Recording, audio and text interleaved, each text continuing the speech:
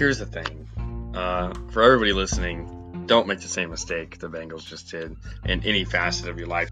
People are going to get hurt. It's the hockey season. And if they want to make the deep run to the playoffs, they're going to need players. And Ben Hutton's a good defenseman that can help. I don't think they will. If they don't have Anthony Davis, I'm saying it right now, if Anthony Davis is out for the playoffs, they don't make it out of the first round. I was very tempted to just put defense. What about the Jared Cook play on the sideline? And then Mason Crosby's 55-yard field goal or something like that. That was a good one. Come on, Austin and I've been saying this ever since Joe Burrow got injured.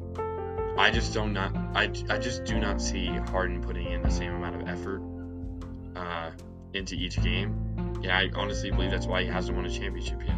That's a perfect name. What you said, name brand players. Like, it's not the great value Target brand toilet paper or whatever. It's the Charmin Ultra Strong.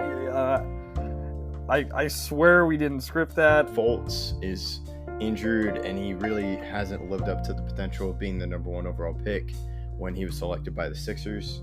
Like you said, Ovechkin, he's getting older. He hasn't been playing as well as I imagined. He's one of the greatest goal scorers of all time, but he hasn't started off this season as hot as I would hope. How is Joe Burrow going to get the ball to them if his butt is already on the ground when he finally decides who to throw to? I don't really think the Dodgers are going to make the World Series this year. I feel like they'll make it to the NLCS. And then I want to talk about the Fernando Tatis extension because that really surprised me. Because he's so young. You see the Chiefs beefing up their O-line, and then you have the Buccaneers beefing up their defensive line. Ingrained in the life of Tom Brady and what winning actually looks like, I think will be a very good move for Bruce Arians and this Bucs organization. Hi, I'm Jeff Allen, and you're listening to Outsiders Opinions with Kevin and Austin. What's up, y'all? Welcome to our MLB Opinions of the Week. We're just going to be sporadic, like surprising things this season. Like I'm looking at the standings right now, and the Guardians are winning the AL Central right now. And they're just a game ahead of the White Sox, as the White Sox are 6-6, and the Guardians are 7-5. And that leads me to like one surprising thing for me has been Stephen Gwynn, or has he missed on a? I haven't heard. I'm assuming he had to have by now, but I don't know for sure. So, just like the players, and then they have Jose Ramirez, and then if they do well, like if they have other hitters besides Jose Ramirez, they can be a good team because their pitching is good, and they have a good bullpen. So that's something to see if it works out for them. That's great.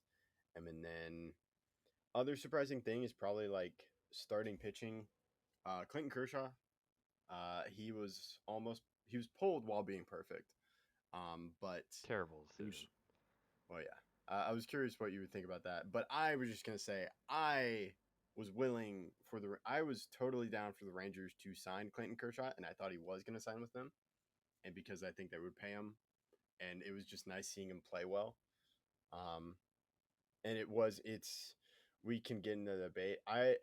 I understand why they pulled him, but if he's like perfect, just It's not worth it. It's just not worth it. And then, surprising thing for me, were the Rockies, 8-4 this year.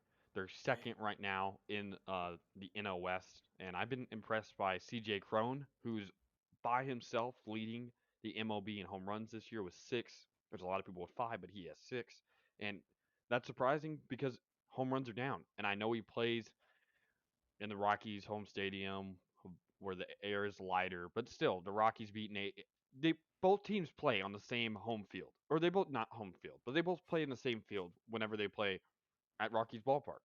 So you can't use an excuse, they're 8-4 because they play at a ballpark that helps them, because everyone plays there. Yeah, I'm surprised by that too with the Rockies. They do have some nice players, but it's good that CJ Cron is playing well. And then staying in the National League, Cubs, Seiya Suzuki. It's just great seeing him do well, and like the Cubs having a nice player that they signed. Yeah. Even though like they're very far off from like being in a playoff and championship team, but it's just good that it's not just a team that absolutely stinks.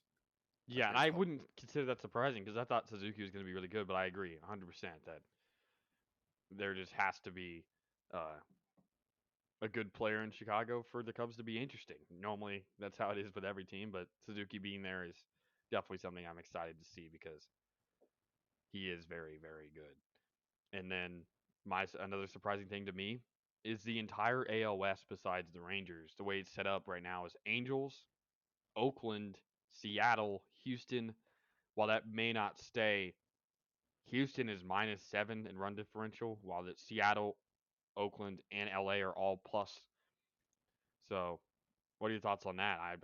I'm just shocked on how well those three teams are playing above the Astros.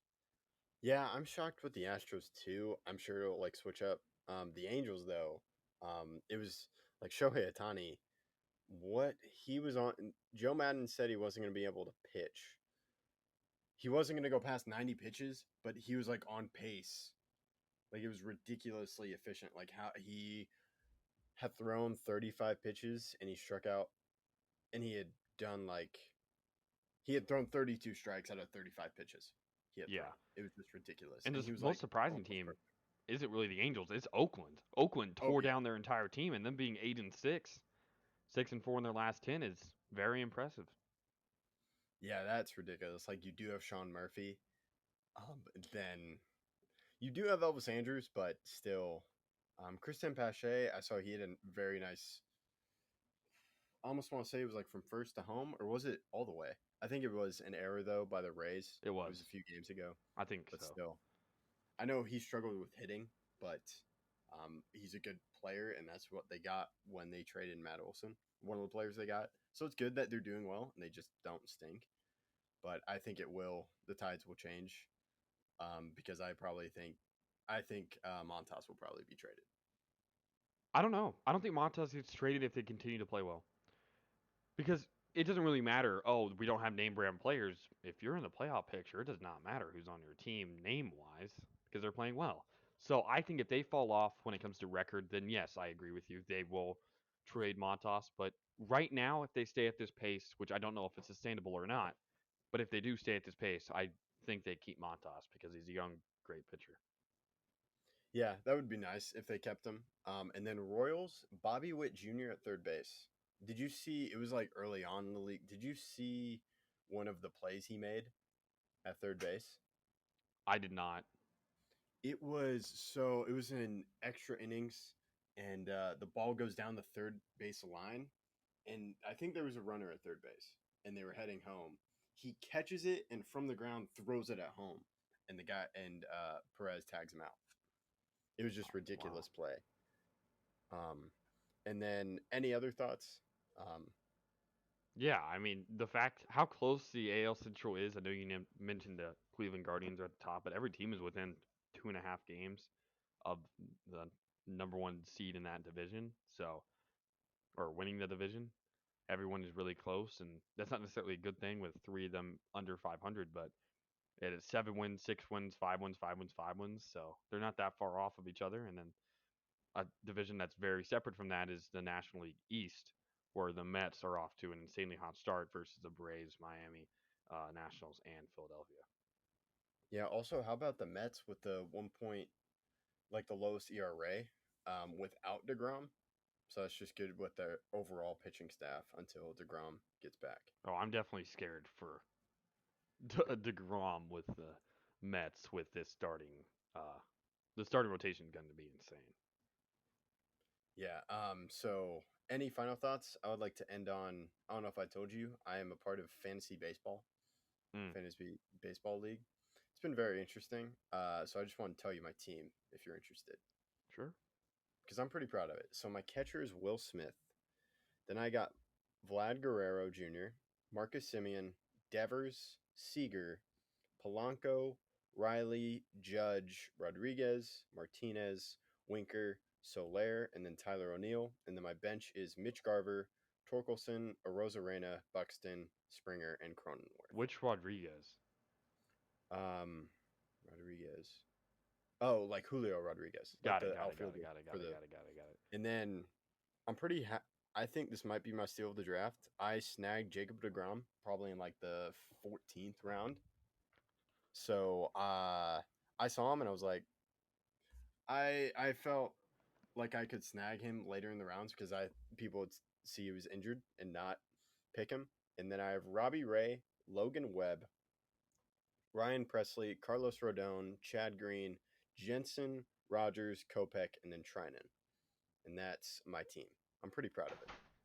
So please don't That's a pretty rip good the team. I can't lie. How many teams are in Yeah. your league? I think it's only like 6 people including me. Oh, okay, yeah, then That's how I got like all yeah. a lot That of good starting players. rotation is very good. Yeah. I just can't wait till DeGrom gets back. Yep. So, yeah, that's how we'll end it. It'll be interesting because I have definitely not kept up with it all day, but it's very interesting because the only other fantasy thing I've done is fantasy football. So, let us know if you're in fantasy. Let us know any surprising things. And thank you for joining us for this MLB Opinions of the Week.